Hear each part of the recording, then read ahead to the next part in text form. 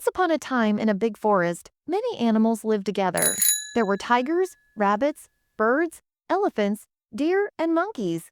They spent their days happily. But one day, a big problem arose.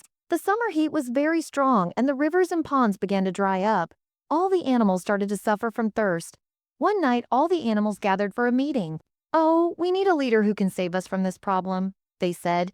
The tiger stood up and said, "I am the strongest, so I should be the leader." Then the elephant said, "No, I am the biggest and heaviest, so I deserve to be the leader." The little rabbit said, "To be a leader, you don't just need strength or size. You also need wisdom and courage."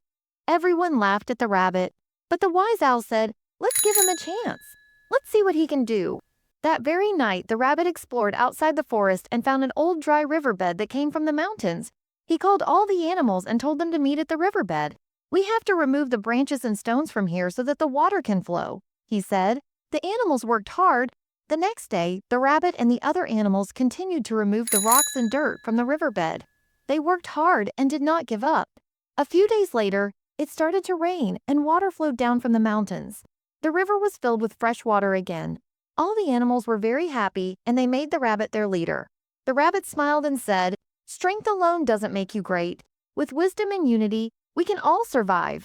The moral of the story: a true leader is one who uses wisdom, courage, and unity to help everyone. Do you know an inspiring story about an animal? Share it with us in the comments. And if you like this story, don't forget to like and subscribe. See you next time. If you like this video, don't forget to hit the like button. Subscribe to our channel so you never miss an upload. And if you really want to support us, become a patron through the link in the description. Until next time.